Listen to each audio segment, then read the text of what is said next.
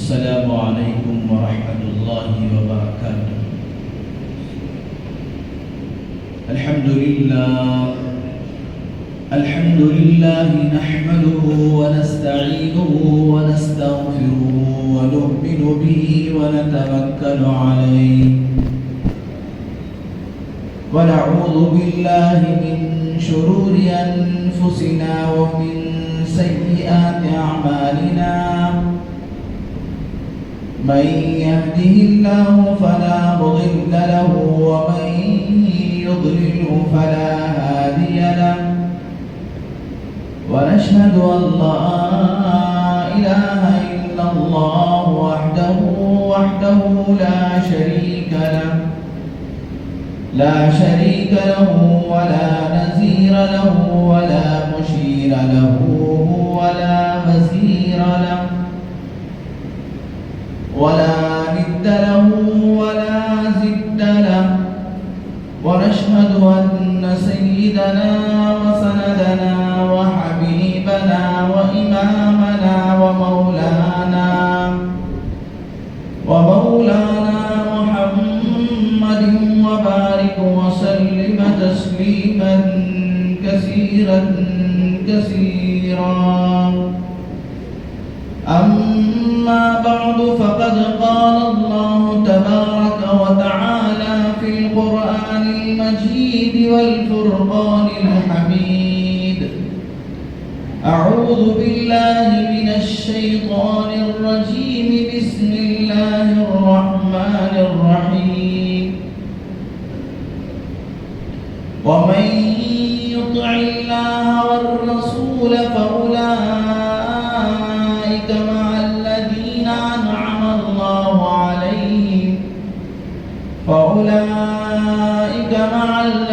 أنعم الله عليهم من النبيين والصديقين والشهداء والصالحين وحسن أولئك رفيقا. وقال تعالى: ربنا وابعث فيهم رسولا منهم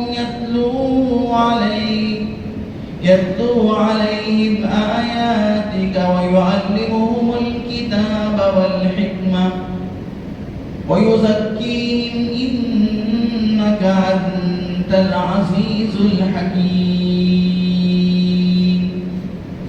صدق الله العظيم وصدق رسوله النبي الكريم، ونحن على ذلك لمن الشاهدين والشاكرين. سبحانك لا علم لنا إلا ما علمتنا إنك أنت العليم الحكيم. رب اشرح لي صدري ويسر لي أمري واحلل عقدة من لساني يفقهوا قولي. اللهم صل على سيدنا مولانا محمد وبارك وسلم. اللهم صل على سيدنا مولانا محمد وبارك وسلم. اللهم صل على سيدنا مولانا محمد وبارك وسلم تسليما كثيرا.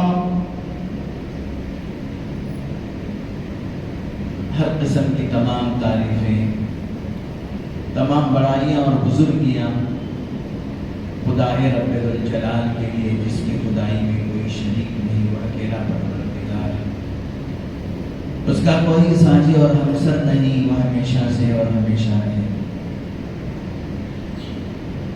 ہر پل ہر لمحہ کروڑ انگنت کا تعداد درود و سلام امام الانبیاء خاتم النبیین شفیع المذنبین رحمت للعالمین محمد مصطفیٰ احمد مجتبیٰ حضرت رسول پاک صلی اللہ علیہ وسلم پر. یا رب صلی وسلم دائما ابدا علی حبیبک خیر الخلق کلہم.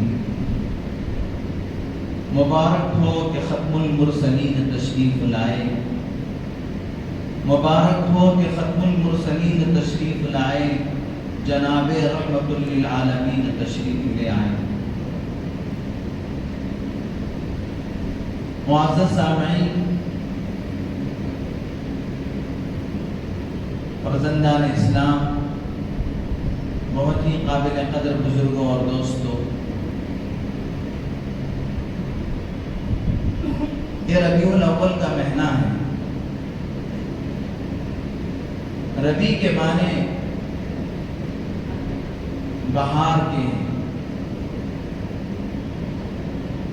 جیسے ہی یہ مہینہ آتا ہے تو اس مہینے کے اندر بہار آتی ہے، اور جب بہار آتی ہے تو پھولوں میں مہک، کلیوں میں مسکراہٹ، اور سبززار معطر ہو جاتا ہے۔ جس طریقے سے بہار آنے پر ہر طرف ماحول ہرا بھرا ہو جاتا ہے، اسی طریقے سے آج سے تقریباً 1450 سال پہلے حضرت آمینہ کے آنگن میں ایک بہار آئی تھی۔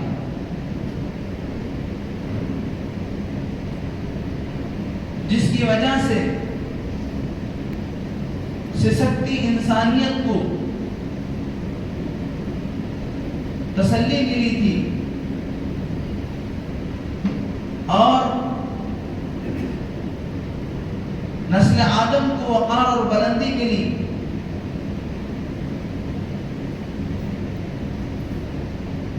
سرکار دو عالم صلی اللہ علیہ وسلم کی آمد سے اندھیرے چھٹ گئے، باغ و بہار آیا۔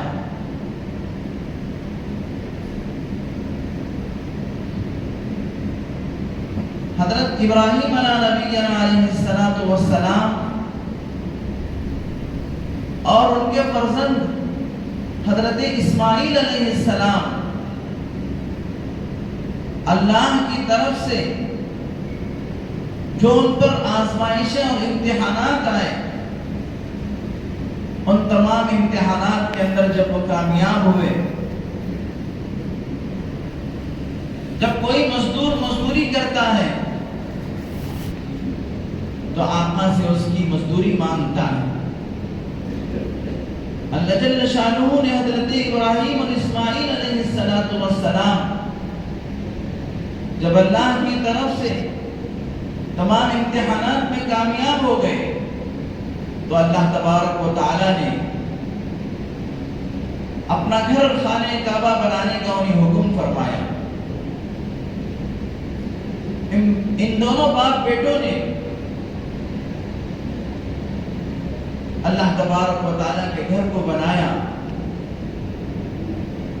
اور جب انہوں نے اللہ تبارک و تعالیٰ کے گھر کو مکمل فرمایا تو اللہ تبارک و تعالیٰ نے ان کو مزدوری دینے کے لیے اور ان کو انعام دینے کے لیے جب ان سے کہا کہ تم مجھ سے انعام مانگو میں تم کو انعام دوں گا، تم مجھ سے مزدوری مانگو میں تم کو مزدوری عطا کروں گا، تو ان دونوں باپ بیٹوں نے پروردگار سے التجا کی، ربنا وابعث فیہم منہم رسولا یتلو علیہم، اے اللہ آپ ہماری ذریت میں، ہماری اولاد میں، ہماری نسل میں اس رسول کو بھیجیے جو انہی کی ذریت میں ہو، ہمارے ہی خاندان میں سے ہو،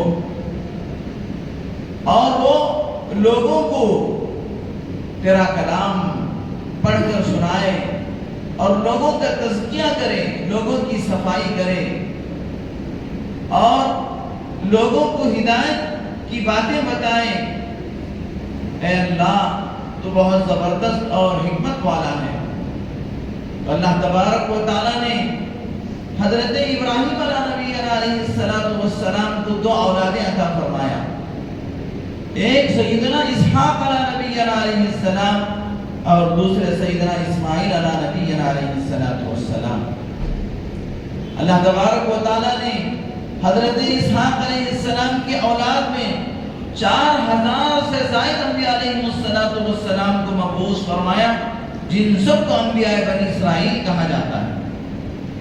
حضرت اسحاق علیہ السلام کے اولاد میں حضرت یعقوب علیہ السلام، حضرت یعقوب علیہ السلام کے اولاد میں حضرت یوسف علیہ السلام، اور اسی طریقے سے سلسلہ حضرت موسیٰ علیہ السلام، حضرت داؤد علیہ السلام، حضرت سلیمان علیہ السلام، حضرت زکریا علیہ السلام، حضرت یحییٰ علیہ السلام، یہ تمام کے تمام انبیاء علیہ السلام، اور آخر میں سیدنا حضرت عیسیٰ علیہ السلام، یہ سب کے سب حضرت اسحاق علیہ السلام کے اولاد سے ہوئے، اور ان سب کو انبیاء بنی اسرائیل کہا جاتا ہے. تو پھر اللہ تبارک و تعالیٰ نے حضرت اسماعیل علیہ السلام کی اولاد میں صرف اور صرف امام الانبیاء خاتم النبیین سید المرسلین حضرت محمد رسول اللہ صلی اللہ علیہ وسلم کو مبعوث فرمایا. اور میرے دوستو، یہ وہ مہینہ ہے جس میں اللہ کے نبی صلی اللہ علیہ وسلم کی پیدائش ہوئی. آپ علیہ السلام دنیا میں تشریف لائے.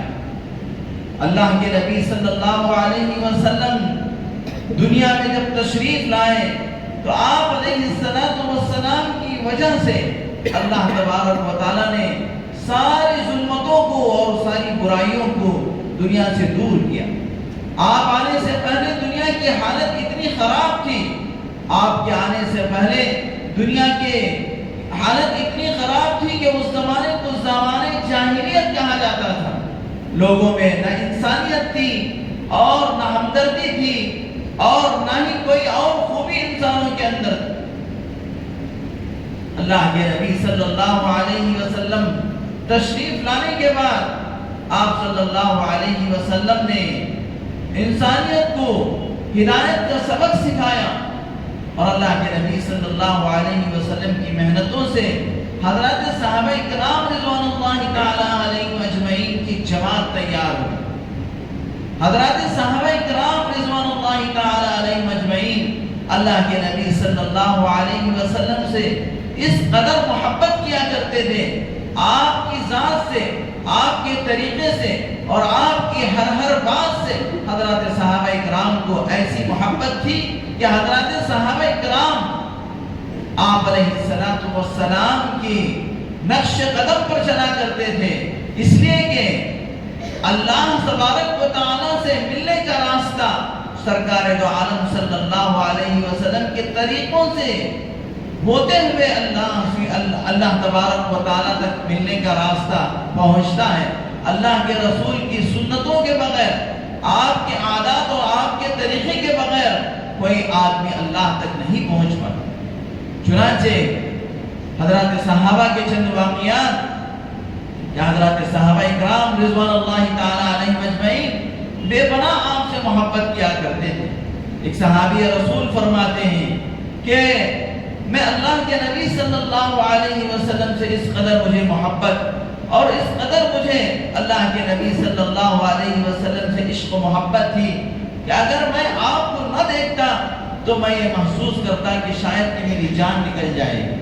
تو میں فوراً اللہ کے نبی صلی اللہ علیہ وسلم کی خدمت اقدس میں پہنچتا اور آپ کو دیکھ کر میں اپنے آنکھوں کو ٹھنڈک پہنچاتا اور اپنے کلیجے کو میں سکون پہنچاتا. چنانچہ ایک مرتبہ مجھے خیال آیا کہ ایک دن میں تو دنیا سے چلا جاؤں گا یا آپ تو دنیا سے پردہ فرما جائیں گے. ایک دن میں دنیا سے چلا جاؤں گا یا آپ دنیا سے چلے جائیں گے، اور آپ تو کیا ہیں، نبیوں کے نبی ہیں، آپ امام الانبیاء ہیں، آپ سید المرسلین ہیں، آپ کا مقام بہت اونچا ہے. ظاہر سی بات ہے کل قیامت کے دن آپ بڑے اونچے مقام پر ہوں گے، بڑے اعلیٰ درجے میں ہوں گے، اور میں آپ کا ادنا امتی، میں آپ کا ادنا صحابی، میں تو کیا ہے نچلے درجے میں ہوں گا. اگر میں آخرت میں آپ کو دیکھنا چاہوں، آخرت میں میں آپ کو دیکھنا چاہوں تو آپ کا درجہ تو بہت بلند، آپ کا مقام تو بہت بلند و بالا، میں آپ کو کیسے دیکھ پاؤں گا؟ چنانچہ وہ بے چین ہو گئے، اللہ کے نبی صلی اللہ علیہ وسلم کی خدمت اقدس میں حاضر ہوئے اور اللہ کے نبی صلی اللہ علیہ وسلم سے عرض کرنے لگے، اللہ کے رسول، آج میرے ذہن میں ایک ایسا سوال آیا کہ جس کی وجہ سے میں بہت بےتاب ہو گیا اور میں پریشان ہو گیا کہ کل قیامت کے دن آپ کا مقام و مرتبہ تو بہت بلند ہوگا، آپ بہت اونچے مقام میں ہوں گے، نبیوں کے ساتھ آپ کا مقام ہوگا اور میں نچلے درجے میں رہوں گا۔ اگر دنیا میں مجھے آپ کی یاد آتی ہے، آپ کی محبت میرے دل و دماغ میں انگڑائی لیتی ہے تو میں بے چین ہو جاتا ہوں اور آپ کا چہرہ جب تک نہیں دیکھ لیتا مجھے اطمینان و سکون نہیں ملتا، میں آخرت میں کیا کروں؟ اللہ کے نبی صلی اللہ علیہ وسلم ابھی ان کو جواب دینے ہی والے تھے، اللہ کے نبی صلی اللہ علیہ وسلم کے پاس سیدنا حضرت جبرائیل علیہ السلام تشریف لائے اور اس صحابی کے اس اشکال اور اس صحابی کے اس پریشانی کا جواب دینے کے لیے حضرت جبرائیل کو اللہ نے آسمانوں سے بھیجا، اور بھیجنے کے بعد اللہ تبارک و تعالیٰ نے قرآن مجید کی آیت کو نازل فرمایا۔ وہ قرآن مجید کی آیت سورہ نساء کی آیت ہے جس میں اللہ تبارک و تعالیٰ نے فرمایا وَمَن يُطِعِ اللَّهَ وَالرَّسُولَ فَأُولَٰئِكَ مَعَ الَّذِينَ أَنْعَمَ اللَّهُ عَلَيْهِم مِّنَ النَّبِيِّينَ وَالصِّدِّيقِينَ وَالشُّهَدَاءِ وَالصَّالِحِينَ وَحَسُنَ أُولَٰئِكَ رَفِيقًا۔ جن لوگوں نے اللہ اور اس کے رسول کی اطاعت کریں گے، چاہے وہ کسی بھی زمانے کے لیے ہو۔ صحابی کا سوال تھا، لیکن اللہ تبارک و تعالیٰ نے قیامت تک آنے والے اللہ کے نبی صلی اللہ علیہ وسلم کی امتیوں کو اللہ تبارک و تعالیٰ نے جواب دیا اور ان کے مسئلے کو اللہ نے حل فرما دیا کہ جو اللہ کے نبی صلی اللہ علیہ وسلم کے ساتھ کل قیامت کے دن رہنا چاہے گا، جو اللہ کے نبی صلی اللہ علیہ وسلم کے دیدار سے اپنی آنکھوں کو ٹھنڈک پہنچانا چاہے گا، جو اللہ کے نبی صلی اللہ علیہ وسلم کی معیت اور رفاقت کا رہنا چاہے گا، اللہ تبارک و تعالیٰ نے ان تمام بندوں اور بندیوں کو اللہ نے حکم جاری فرما دیا، جو آدمی دنیا کی زندگی میں اللہ اور اس کے رسول کی اطاعت کریں گے، اللہ اور اس کے رسول کے طریقے پہ چلیں گے، اللہ تبارک و تعالیٰ نے جو احکام بتائے اور احکام کو جناب محمد الرسول اللہ صلی اللہ علیہ وسلم کے طریقے پہ مکمل کریں گے، تو اللہ تبارک و تعالیٰ نے فرمایا وَمَن يُطِعِ اللَّهَ وَالرَّسُولَ فَأُولَٰئِكَ مَعَ الَّذِينَ أَنْعَمَ اللَّهُ عَلَيْهِم۔ بس یہی وہ لوگ ہیں جن پر اللہ تبارک و تعالیٰ دنیا میں بھی انعام فرمائیں گے اور آخرت کی ہمیشہ کی زندگی میں بھی اللہ تعالیٰ ان پر ایسا انعام فرمائیں گے، وہ کل قیامت کے دن حضرات انبیاء کے ساتھ ہوں گے، صدیقین اور شہداء کے ساتھ ہوں گے، اور اللہ فرماتے ہیں وَحَسُنَ أُولَٰئِكَ رَفِيقًا، یہ تمہارے لیے کتنے بہترین ساتھی ہیں، تمہارے لیے کتنے اچھے ساتھی ہیں۔ اس لیے میرے دوستو، اللہ تبارک و تعالیٰ نے کلام مجید کے اندر فرما دیا اگر تم لوگ مجھ سے محبت کرنا چاہتے ہو، میری مغفرت حاصل کرنا چاہتے ہو، میں تمہارے گناہوں کو بخش کر تم کو جہنم سے آزاد کر کے جنت میں بھیجنا ہے تو تم کو ایک کام کرنا ہے۔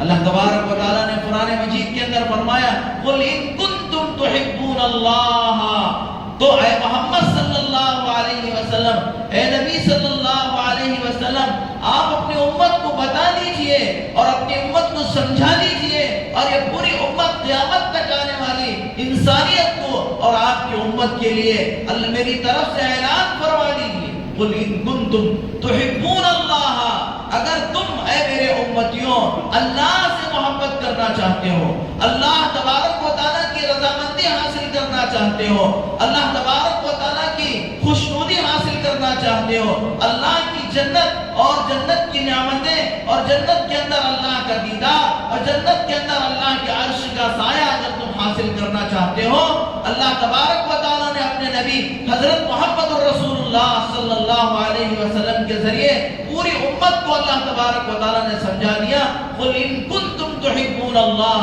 فَاتَّبِعُونِي، اگر تم اللہ سے محبت کرنا چاہتے ہو تو ایک ہی ایک راستہ ہے، وہ میری اتباع ہے، میرے نقش قدم پر چلو، میری سنتوں پر چلو، میرے راستے پر چلو، میں نے جو راستہ تمہیں بتایا اس راستے پہ زندگی گزارو، اللہ تبارک و تعالیٰ تم سے محبت کرے۔ صرف اتنا ہی نہیں، اللہ نے آگے فرمایا قل ان کنتم تحبون اللہ فاتبعونی یحببکم اللہ، میں تم سے محبت کروں گا، میں پروردگار جو ساری کائنات کا بادشاہ ہوں، میں تم کو چاہوں گا، میں تم سے پیار کروں گا، میں تم کو اپنے قریب کروں گا، میں تم کو میری جنت عطا کروں گا، میں تم کو جہنم سے آزاد کروں گا اور دنیا اور آخرت کی پریشانیوں سے نجات دوں گا۔ وَاتَّبِعُونِي يُحْبِبْكُمُ اللَّهُ، اور پھر اللہ نے آگے فرمایا وَيَغْفِرْ لَكُمْ ذُنُوبَكُمْ، میں تمہارے گناہوں کو معاف فرما دوں گا۔ میرے دوستو، ہر سال ربیع الاول کا مہینہ آتا ہے، ہر سال میلاد کا موقع آتا ہے، ہر سال 12 ربیع الاول آتا ہے، لیکن میرے دوستو ہم کو اس جگہ پر اس وقت یہ سوچنا ہے کہ سال آتے ہیں اور ہم موت کے قریب جاتے ہیں، ہماری زندگیاں ختم ہو رہے ہیں، ہماری زندگیوں میں کیا چینجز آیا، ہماری زندگیوں میں اللہ کے نبی کی کتنی سنتیں آئی، ہماری زندگی میں ہم اللہ کے نبی کے طریقے سے کتنا قریب ہوئے، کیا میری زندگی کے اندر اتباع رسول آیا، کیا میری زندگی کے اندر اللہ کے نبی کی سنتیں آئے، اور اللہ کے نبی نے کس مشن کو لے کر آئے تھے، جس مقصد کو لے کر آئے تھے، کیا وہ مقصد میری زندگی کے اندر آیا یا نہیں؟ یہ ہمارے سوچنے کی بات ہے، یہ ہمارے لیے لمحہ فکریہ ہے کہ ہم اپنی زندگیوں کو اللہ کے نبی کے رخ پہ ڈالا یا نہیں، ہماری زندگیوں کو اس پہ رسول پر ڈالا یا نہیں، ہماری زندگیوں کو اتباع سنت پر ڈالا یا نہیں۔ میرے دوستو، اتباع سنت ہم بہت سارے کام کرتے ہیں، ہم کو کرنا پڑتا ہے، لیکن میرے دوستو ہم اس کام کرنے کے وقت میں تھوڑا اگر ہم خیال کر لیتے ہیں، تھوڑا ہم کیا ہے اپنے ذہن کو حاضر رکھ لیتے ہیں، تو پھر وہ کام ہمارا سنت کے مطابق ہو جاتا ہے۔ مثال کے طور پہ میں آپ کو بتاؤں، ہر آدمی نماز پڑھنے والا، ہر آدمی مسجد کے اندر آتا ہے، مسجد کے اندر آئے، ہم سب آئے اور بھی آتے ہیں، لیکن میرے دوستو مسجد میں آنے کے جو آداب اللہ کے نبی نے بتائے ہیں، اگر ان آداب کو ہم یہ سنت سمجھ کر اللہ کے نبی کا طریقہ ہے اور اللہ مجھے اس پر ثواب عطا فرمائیں گے، یہ سمجھ کر اس استحضار کے ساتھ مسجد میں آئے تو سیدھا پیر مسجد کے اندر رکھے تو یہ سنت ہو جائے گی، اس پہ ہم کو ثواب مل جائے گا۔ ہر آدمی آتا ہے، ہر مسلمان آتا ہے، مسجد کے اندر آتا ہے، اب مسجد سے باہر جانے کا موقع آتا ہے تو اللہ کے نبی کی سنت ہے بایاں پیر یعنی داواں پیر باہر رکھ کے دعا پڑھ کر جائے۔ بس میرے دوستو یہ چھوٹے سے چھوٹے کام، یہ مختصر سے مختصر کام اگر ہم اللہ تبارک و تعالیٰ سے ثواب کی امید رکھ کر اللہ کے نبی کا طریقہ سمجھ کر لیں گے تو یہ ہمارے لیے اتباع سنت ہو جائے، یہ ہمارے لیے اللہ کے نبی کی محبت کا ذریعہ اور پھر اللہ تبارک و تعالیٰ کی محبت کا ذریعہ بن جائے۔ اللہ کے نبی کے طریقے سے محبت کریں گے تو اللہ محبت کرے گا۔ بیت الخلاء میں ہر آدمی جاتا ہے، ضرورت کی چیز ہے، انسانی ضرورت کی چیز ہے۔ اب بیت الخلاء کے اندر جانے کا طریقہ اللہ کے نبی نے سکھایا کہ میرے دوستوں دعا پڑھ کر اور داواں پیر بیت الخلاء کے اندر رکھ کر جائیں اور یہ استحضار کریں کہ میرے آقا کی سنت ہے، اس پر اللہ مجھے ثواب عطا فرمائیں گے، یہی اتباع سنت بن جائے۔ بیت الخلاء سے آپ باہر آئیں، سیدھا پیر پہلے رکھیں اور بیت الخلاء سے باہر آنے کے بعد دعا پڑھیں الحمدللہ الذی اذھب عنی العذا وعافانی، اللہ اکبر۔ اس دعا کے اندر میرے دوستو اللہ کے نبی صلی اللہ علیہ وسلم نے ایسے معنی اور مطلب اور مفہوم کو اللہ کے نبی نے اس میں بیان فرمایا الحمدللہ الذی، تمام تعریفیں اس ذات کے لیے ہیں جس نے مجھ سے تکلیف اور مصیبت کی چیز کو دور کر دیا۔ اگر میرے دوستو کسی آدمی کا پخانہ بند ہو جائے، میرے دوستو وہ کیسے تڑپے گا؟ کسی آدمی کا پیشاب بند ہو جائے، اللہ نے آسانی کے ساتھ پیشاب نکال دیا، اللہ نے آسانی کے ساتھ پخانہ نکال دیا، اب آدمی کو تسلی ہو گئی۔ اللہ کی کتنی بڑی نعمت ہے، اللہ کی اس بڑی نعمت پر اللہ کی تعریف نہیں کرے گا تو کہیں اللہ تبارک و تعالیٰ مصیبتوں میں جکڑا نہ دے۔ اللہ کے نبی نے اپنے امتیوں کو سمجھایا، اے میری امتیوں اللہ کی تعریف کرو، اللہ نے تم پر کس قدر نعمتیں عطا فرمائیں۔ آدمی کھانا کھاتا ہی ہے لیکن تھوڑا سنت کے مطابق کھا لے اور کھانے کے وقت میں استحضار کر لے کہ میرے آقا کا طریقہ ہے، سیدھے ہاتھ سے کھاتا ہی ہے، کیونکہ ڈاما ہاتھ غلط چیزوں کے لیے اور گندی چیزوں کے لیے استعمال ہوتا ہے، کسی مہذب آدمی کا طریقہ نہیں ہے۔ لہذا میرے دوستوں سیدھے ہاتھ سے کھائیں اور استحضاء کر لیں، یہ نبی کی سنت ہے۔ لقمے چھوٹے چھوٹے بنا کر کھائے، یہ نبی کی سنت ہے۔ سامنے سے کھائے، یہ نبی کی سنت ہے۔ دسترخوان بچھا کر کھائے، یہ نبی کی سنت ہے۔ بس ہم لوگوں کو یہ استحضاء کر لینا ہے کہ میں اپنے آقا کے طریقے پہ چل رہا ہوں، میں اپنے آقا کے طریقے کو پسند کر رہا ہوں اور اللہ مجھے اس پر ثواب عطا فرمائے۔ اسی طریقے سے دھیرے دھیرے میرے دوستوں آدمی ایک ایک سنت کو اپنائے اور اپنی ذات کو سنتوں کا مجسمہ بنا لے، اپنی ذات کو کہ چل رہا ہو تو یہ محسوس ہو نبی کا امتی چل رہا ہے، بیٹھ رہا ہے گفتگو کر رہا ہے تو یہ پتا چلے کہ یہ نبی کا امتی گفتگو کر رہا ہے۔ اللہ کے نبی کی ایک سنتوں میں ایک سنت ہے کہ آدمی کسی سے ملے تو مسکرا کر ملے، کسی سے ملے تو مسکرا کر ملے۔ بہت سارے لوگ ایسے ملتے ہیں گویا کہ بہت بڑی مصیبت ہے، نہ چہرے پہ مسکراہٹ ہے نہ کیا ہے۔ اور میرے دوستو ایک مومن سے ملتے ہیں اور ایک مومن سے ملنا اپنے گناہوں کی مغفرت کا سبب ہے۔ پیارے آقا صلی اللہ علیہ وسلم نے فرمایا جب ایک مسلمان سے تم ملو تو یغفر اللہ لنا ولکم کہو، اے اللہ میری بھی اور اس کی بھی مغفرت فرما دے، اور مسکرا کر ملو، ہنستے ہوئے ملو۔ یہ اللہ کے نبی کی سنت ہے اور ایسے موقع پر تم یہ ارادہ کر لو کہ اللہ کے نبی صلی اللہ علیہ وسلم کی سنت ہے کہ مسکرا کر ملو، تو میرے دوستو سنت زندہ ہو جائے گی اور اللہ کے نزدیک تم مقبول ہو جاؤ گے، اور اللہ تبارک و تعالیٰ تمہاری اس سنت کو زندہ کرنے کے نتیجے میں اللہ تبارک و تعالیٰ تم سے محبت کریں گے۔ میرے دوستو ایک بات یاد رکھ لو، جس وقت ہم اللہ کے نبی کی سنت کو عمل کرتے ہیں، اللہ کے نبی کی سنت پر چلتے ہیں، اسی وقت اللہ تبارک و تعالیٰ ہم کو اپنے محبوب ہونے کا پروانہ عطا فرماتا ہے، یعنی ہم اللہ کے محبوب بن جاتے ہیں۔ قل ان کنتم تحبون اللہ فاتبعونی یحببکم اللہ، یہ اللہ کا اعلان ہے، اللہ نے اپنے کلام مجید میں فرمایا۔ تو لہذا میرے دوستو یہ 12 ربیع الاول، یہ ربیع الاول کا مہینہ ہم کو اس بات کی دعوت دیتا ہے کہ ہم اللہ کے نبی کے طریقے پہ چلیں۔ اللہ کے نبی نے جس مقصد کے لیے دنیا میں تشریف لائے اس مقصد کو ہم سامنے رکھ کے زندگی گزاریں۔ اللہ تعالیٰ سے دعا ہے کہ اللہ تعالیٰ ہم تمام کو سرکار دو عالم صلی اللہ علیہ وسلم کی ایک سنت پر جان کر عمل کرنے کی اور اس پر اللہ سے ثواب کی امید رکھنے کی توفیق عطا فرمائے۔ اس موقع پر مجھے ایک بہت اہم مسئلے کی طرف آپ لوگوں کی توجہ مبذول کرانا ہے، وہ ہے وقف ترمیمی بل کا مسئلہ۔ میرے دوستو وقف جو ہوتا ہے وہ مسلمان رضا الہی کی خاطر اپنی جائیدادوں کو، اپنی زمینوں کو اور اپنی ملکیت کو اللہ کے سپرد کر دیتے ہیں، یعنی یہ چیز میں اللہ کے لیے وقف کر دیا۔ اب جیسے ہی ہم کوئی چیز وقف کرتے ہیں وہ اللہ کی ملکیت میں چلی جاتی ہے۔ جو آدمی وقف کیا ہے اس آدمی کو بھی دوبارہ اپنی ملکیت میں لینے کا حق نہیں رہتا۔ وقف کہتے ہیں کہ ہماری اپنی جائیداد کو، اپنی کیا ہے پراپرٹی کو، اپنی زمینوں کو اللہ کے نام پر وقف کرنا۔ وقف کرنے کے بعد وہ اللہ کی ملکیت میں چلے جاتے ہیں اور اللہ کی ملکیت میں جانے کے بعد وہ چیز مسلمانوں کی دینی، ملی اور رفاہی کاموں کے لیے، یتیموں اور غریبوں کے لیے اور اسی طریقے سے بہت سارے دینی کاموں کے اندر استعمال ہوتی ہے۔ یہ الگ بات ہے کہ وقف پر ایسے لوگ مسلط ہو جاتے ہیں وقف بورڈ کی طرف سے، وہ خود کیا ہے وقف کی بہت ساری جائیدادوں کو ہڑپ لیتے ہیں۔ اللہ کے پاس ان کی پکڑ ہوگی اور اللہ ایسی پکڑ کرے گا کہ اللہ کی پکڑ سے وہ چھوٹ نہیں پائیں گے۔ آج بھی بہت سارے لوگ مساجد کے دکانوں کو، مساجد کی عمارتوں کو دبا کر اپنے باپ کی پراپرٹی سمجھ کر بیٹھے ہیں، اور میرے دوستوں بازار کے اندر اس کے کرایہ 10,000 روپے چلتا ہے تو 1,000 روپے بھی نہیں دیتے۔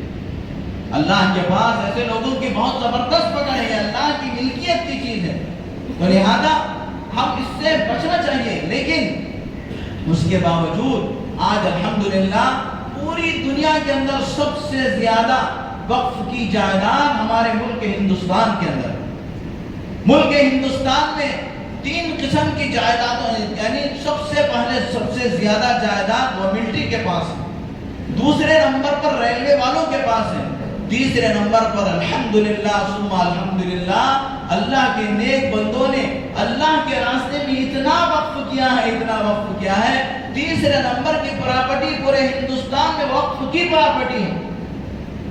اور اس وقت کی پراپرٹی میں 90 لاکھ ایکڑ زمین ہے.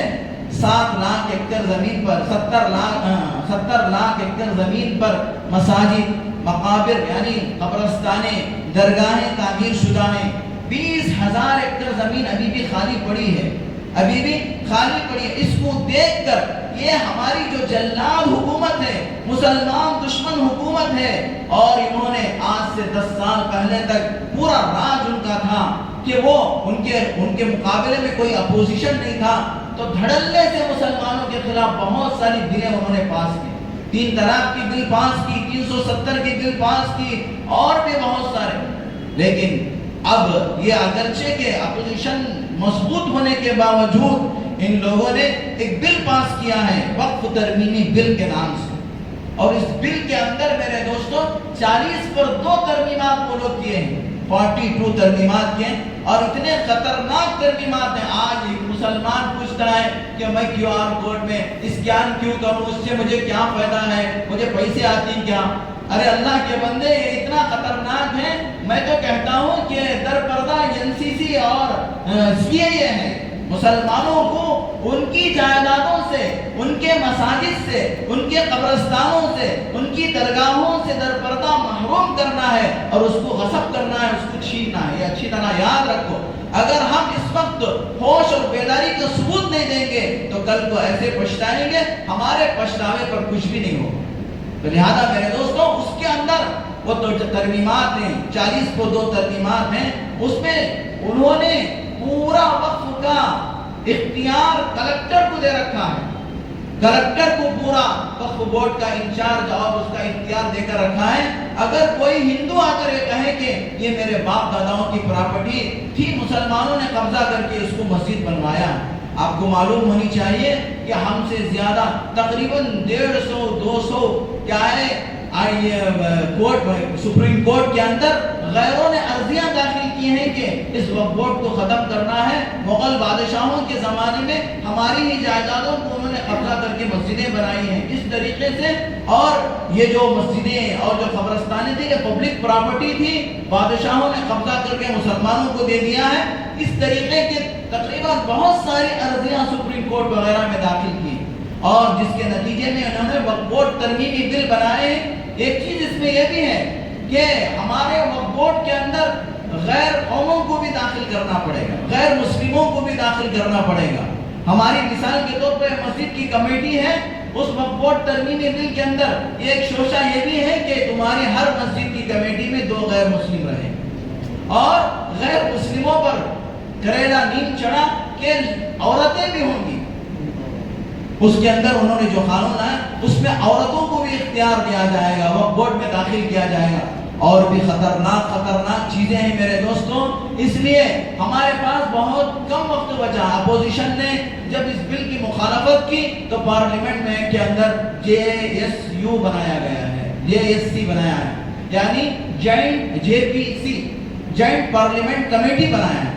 اور اس جوائنٹ پارلیمنٹ کمیٹی کے اندر موجودہ حکومت کے MPs بھی ہیں اور اپوزیشن کے MPs بھی ہیں، اور جتنی جماعتیں ہیں، جتنی تنظیمیں سیاسی جماعتیں ان سب کے MPs اس میں ہیں. یمیم اسد الدین اویسی صاحب بھی ہیں اس کے اندر، اور بھی بہت سارے لوگ ہیں. میرے دوستوں ان سب کی ایک کمیٹی بنا کر ان کو اس بارے میں فیصلہ کرنے کو سنایا گیا ہے. اب ان لوگوں نے ایک کوڈ جاری کیا ہے. یہ دیکھیں مسلم پرسنل لا کی طرف سے ساری جماعتوں والے نے مل، جتنے مسلمان تنظیمیں ہیں، دارالعلوم دیوبند، بریلوی شریف، اہل حدیث، اور اسی طریقے سے جتنے تنظیمیں ہیں، سب تنظیموں والوں نے مسلم پرسنل لا بورڈ کے بینر تلے اس مہم کو شروع کیا ہے. اس میں آپ کو ایک ایسا چھوٹا کام کرنا ہے، آدھے منٹ کے اندر یہ کام آپ کر سکتے ہیں. فون کے ذریعے فون نکالنا ہے آپ کا، اور گوگل کے اندر جو QR کوڈ کا جو یہ کیمرہ ہوتا ہے اس کو اسکین کرنا ہے. اسکین کرنے کے بعد وہاں پر وہ مضمون مسلم پرسنل لا کی طرف سے مضمون آیا ہے، اور وہاں پر ہم کیا ہے کلک کریں گے تو دو لینگویجوں کے اندر بھیجنا ہے، ایک انگلش اور دوسرا ہندی. وہاں پر اردو، تیلگو، کنڑا سب بتائے گا، لیکن ہم چوائس کرنا ہے یا تو انگلش یا تو ہندی. اور کرنے کے بعد جی میل اوپن کر کے نیچے آ کر ایک بٹن آتا ہے، اس کو ہم سرچ کرنا ہے، اس کے اوپر دبانا ہے، اور دبانے کے بعد پھر مضمون آئے گا. اس مضمون کو کے اوپر ایک تیر کا نشان ہوگا. اس تیر کے نشان کو ہم کلک کریں گے تو یہ ہمارا ووٹ، یہ جے پی سی جو جوائنٹ پارلیمنٹ کمیٹی جو ہے، ان کو ووٹ ہمارا پہنچ جائے گا. الحمدللہ ساری دنیا میں جو مسلمان ہیں ہندوستان کے، وہ سب کام کر رہے ہیں. آپ کو سن کر خوشی ہوگی کہ قطر سے، دبئی سے، سعودی عرب سے جو مسلمان وہاں ہمارے ہندوستان کے وہاں رہ رہے ہیں، ماشاءاللہ سب ووٹنگ کر رہے ہیں اور سب ووٹ بھیج رہے ہیں. لیکن ہم خواب غفلت میں، وہاں ہم لوگوں کو معلوم ہی نہیں. ابھی صرف 9 دن باقی ہیں. اس 9 دن کے اندر یہ کام کرنا ہے. 9-8 دن باقی ہیں، اس کے اندر کام کرنا ہے. اور اسی طریقے سے جو تنظیمیں ہیں، بہت ساری رفاہی تنظیمیں ہیں، NGOs ہیں، تنظیمیں ہیں، پڑھے لکھے لوگ ہیں، وہ لوگ اس بارے میں اپنا مضمون بھی کیا ہے ای میل کے ذریعے سے اس کمیٹی کو بھیج سکتے ہیں. جوائنٹ پارلیمنٹ کمیٹی کو بھیج کر، میرے دوستو یہ کام اس وقت ہمارے لیے انتہائی ضروری ہے. اس سے پہلے الحمدللہ ہم لوگوں نے ایکسا سول کوڈ کی مخالفت میں بہت زبردست کام کیا، جس کے نتیجے میں آج تک ہمارے ملک کے اندر وہ ایکسا سول کوڈ کا مسئلہ رکا ہوا ہے. اسی طریقے سے اس کے اندر بھی ہم کام کریں گے. ہر مسلمان اپنا مذہبی فریضہ سمجھے. یہ کوئی آپ کے پیسے ہڑپنے کے واسطے یا کوئی آدمیوں کے دماغ الگ الگ رہتے، ایک ایک کی کر لیتے ہیں. مولوی صاحب مسلم پرسن اللہ، اس میں کیا دو ہمارے پیسے چلے جاتے ہیں کیا، اس طریقے کے خیالات نہیں. میرے دوستو یہ ہمارے وقت کی جائیداد کو بچانے کے لیے ایک ووٹ ہے. اس ووٹ کو ہم شیئر کرنا ہے اور اس کمیٹی تک پہنچانا ہے. آپ کو اور مزید معلومات ہونا ہے تو ہمارے نائب امام صاحب سے اور دیگر لوگوں سے معلوم کر سکتے ہیں. اور خاص کر جو نوجوان بچے ہیں جن کو کیا ہے یوٹیوب چلانا اور اسی طریقے سے سوشل میڈیا پہ کام کرنا آتا ہے، وہ اپنے خاندان میں، اپنے لوگوں میں، اپنے دوستوں میں اس کام کو کر کے ان کی تھوڑی رہنمائی کر دیں. آپ کو بہت بڑا اجر و ثواب ملے گا. اللہ تعالیٰ سے امید ہے کہ آپ حضرات یہ کام بھی کریں گے اور اللہ سے دعا بھی کریں گے اور تہجد میں اٹھ کر اللہ سے مانگیں گے کہ اللہ اس ملک کی جو ظالم حکومت ہے، طرح طرح کے قانون لا کر ہمیں اس ملک کے اندر جینا تنگ کر رہی ہے. آپ کو معلوم کہ ابھی قریب میں آسام کے اندر 20 پر 8 مسلمانوں کو ڈیٹینشن سینٹر بھیج دیا گیا. یعنی وہاں پر CAA نافذ کر کے ایک ہی خاندان کے چند لوگوں کو ڈیٹینشن سینٹر اور ایک ہی خاندان کے چند لوگوں کو اپنے گھروں میں، ان لوگوں کے بھلکنے کا، رونے کا ویڈیو وائرل کر رہے ہیں. یعنی مسلمانوں کو ڈرانے کے واسطے دیکھو ہم ایسا کر سکتے ہیں. اور ایک بزرگ کو ریل کے اندر پیٹا گیا، مارا گیا، اور الحمدللہ ان شیطانوں کو جیل کے سلاخوں کے پیچھے بھیجا گیا. میرے دوستو اس وقت ہم کو بہت بیدار رہنا ہے. ایک کانگریس حکومت میرے دوستو آپ سمجھیے یہ دوغلی پالیسی کرتی ہے. ابھی آپ کے کرناٹک کے اندر جس نے حجاب کا مسئلہ اٹھایا تھا، اس کو ٹیچر ڈے کے دن سب سے بڑا ایوارڈ دینے کا اس نے فیصلہ کیا. اس آدمی کو، اس پرنسپل کو جس نے بچیوں کو باہر کر دیا تھا، گیٹ کے باہر رکا دیا تھا حجاب کے ساتھ آنے پر، اس نے سب سے پہلے انڈیا کے اندر سب سے پہلے اسی بدبخت نے کیا تھا. لیکن یہ کانگریس حکومت نے اسی کو ایوارڈ دینے کے واسطے طے کیا، لیکن لوگوں کے احتجاج اور مخالفت کی وجہ سے اس کو ایوارڈ روکے رکھا ہے. میرے دوستو ہم سمجھنا ہے اور ہم لوگوں کو بہت ہی بیداری کے ساتھ کام کر رہے ہیں. ملک پہلے جیسا نہیں رہا ہے. اب کیا ہے فرقہ پرست طاقتیں روز بروز مسلمانوں کو تنگ کرنے اور ان کو ملک سے بے دخل کرنے، 2 نمبر کا شہری بنانے کے لیے آمادہ ہو چکے ہیں. اللہ تعالی ہماری ملک والوں کی اور سب کے اللہ تعالی حفاظت فرمائے. آمین. وآخر دعوانا ان الحمدللہ.